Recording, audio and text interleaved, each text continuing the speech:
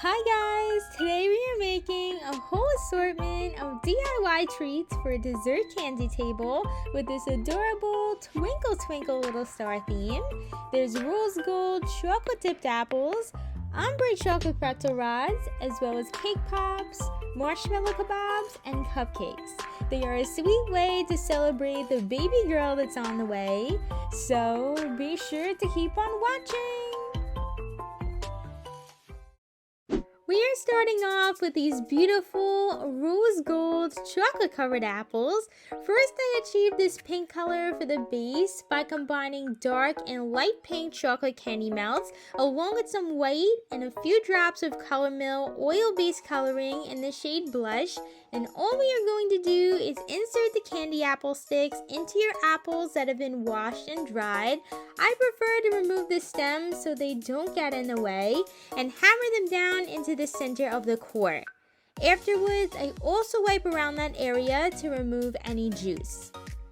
Now for the most important step, make sure that your chocolate has set for at least 5 minutes, otherwise a wrinkled, clumpy skin will form and ruin the smooth surface of your chocolate coating. The perfect temperature is 86 degrees for preventing this, and you are all ready to swirl the apple around until it is completely covered, then shake off the excess chocolate.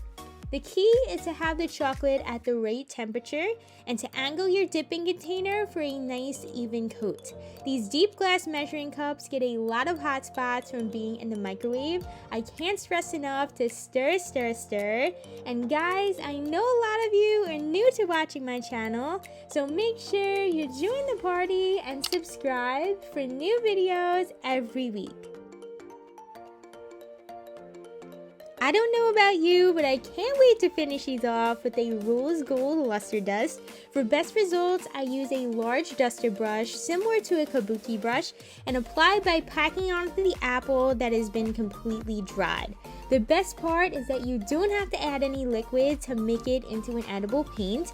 This has a stunning luster finish all on its own, and to make them even more glamorous, I'm adding a rose gold glittery bow by attaching a glue dot on the back. By the way, I will be sure to link all the products I use today in the description box below. These awesome apples will definitely impress your guests or customers. The next treat we are going to make are these ombre chocolate covered pretzel rods. For the technique, you are going to need 3 colors of melted chocolate. I'm placing 1 puddle of each color onto a sheet of parchment paper, starting with the hot pink, a medium pink, and last is the white. I always put slightly less of the white because the bottom section ends up the largest. Once you have your puddles, line up your pretzel rod before you roll it into the chocolate and continue turning until it is completely covered.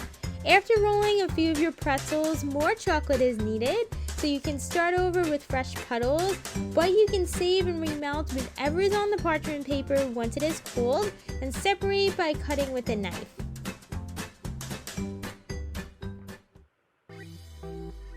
Let's go ahead and drizzle them when they have dried. I put the medium color pink into a squeeze bottle to make back and forth motions while maintaining a steady pressure. And while the chocolate is wet, I sprinkled on coarse sanding sugar to match the colors of each section. The ombre method can be used with any color combination for a bright and colorful look.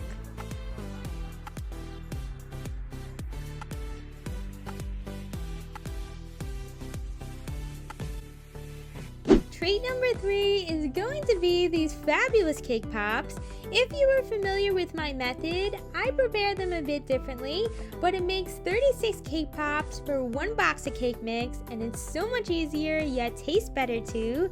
I find Pillsbury is a thicker batter and works best to fill the machine to get the shape as round and full as possible. So I'm mixing the cake batter with the instructions from the back of the box, which are to add in 1 package of cake mix, 3 whole eggs, 1 cup of water, and a half of a cup of oil. After giving that a good mix, the batter is going right into a cake pop maker. I use Baby Cakes. I highly recommend it, and it really does all of the work for you. Just spray the plates with non-stick while the machine is still off and fill the wells up to the rim with the cake batter. You will love how they all come out the same size without having to roll them, while also preventing any cracks, which can happen if you use the cake pop dough method. If you've ever had a cake pop nightmare before, this is the way to go.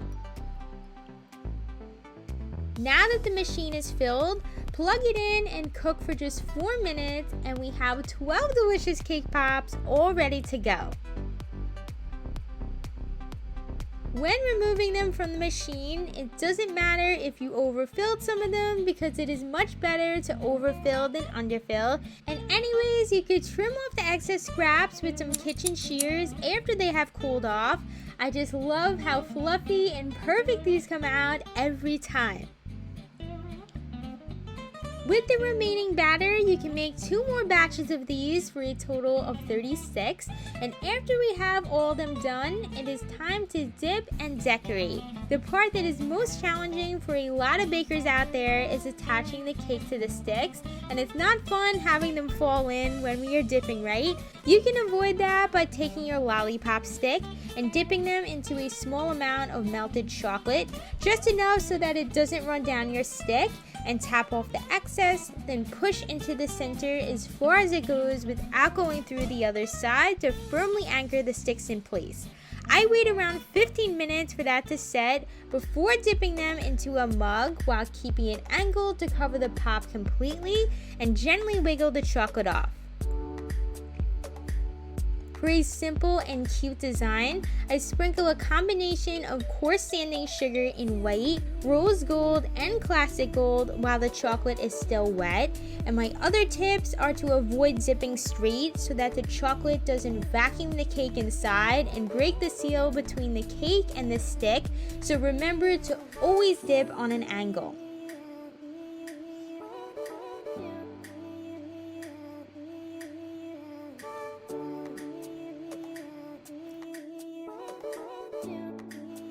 For the next design, we are dipping them the same exact way, except we are placing them upside down onto parchment paper to set, and using gold and white pearl shimmer fondant to create star, cloud, and moon decorations with mini plunger cutters. And to add something special to it, I'm painting a chocolate melt with gold edible paint. If you don't have edible paint, you can mix gold luster dust with a few drops of lemon extract or clear vodka. And while those dry, I'm attaching the fondant pieces onto the cake pop with a dot of melted chocolate, almost like a glue, wherever you would like to arrange the cloud, star, and moon.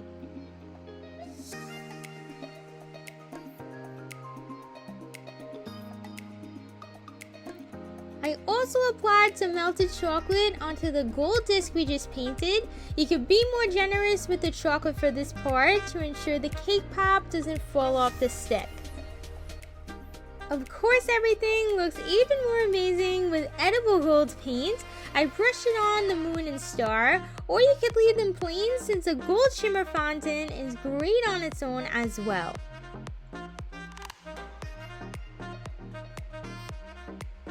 Our final cake pop design is a classic drizzle. I rotate the stick as I move up and down to drizzle from front to back.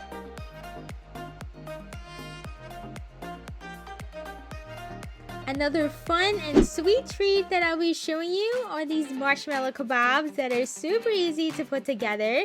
First, I'm inserting a toothpick into the center of the marshmallow and giving it a quick dip into a cup of water, making sure to tap the excess off. Then coating the bottom of the marshmallow as well as the sides and top with sanding sugar.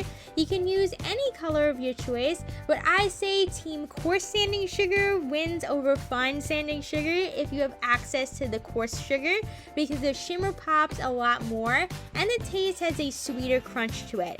My favorite was the rose gold for sure.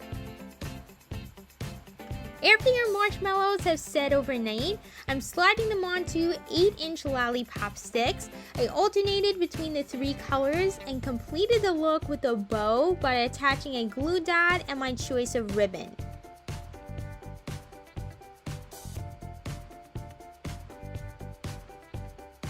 You definitely have to try these out. Last but not least are the star cupcakes. Ahead of time, I baked my vanilla cupcake recipe, and here I'm outlining and filling in the star lollipop mold with a light yellow chocolate about 3/4 of the way, and dropping in a lollipop stick nice and straight, making sure to cover over the back with enough chocolate and shaking out any clumps. Chocolate molds are a great way to add 3D decorations to cupcakes or anything.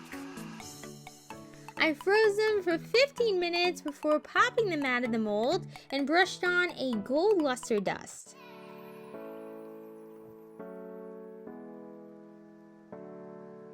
If you were wondering, as far as the frosting, I mixed up a batch of Italian meringue buttercream. It has a light flavor with the perfect amount of sweetness. I just covered the frosting a light pink and piped on a buttercream swirl around the cupcake with a 1M decorating tip, then topped it off with edible glitter and inserted our Twinkle Twinkle little star popsicle in the center. I hope you enjoyed making all these delicious treats with me, and it gave you some baby shower inspiration. It's Christina here. Thank you so much for watching. I'll see you in the next video.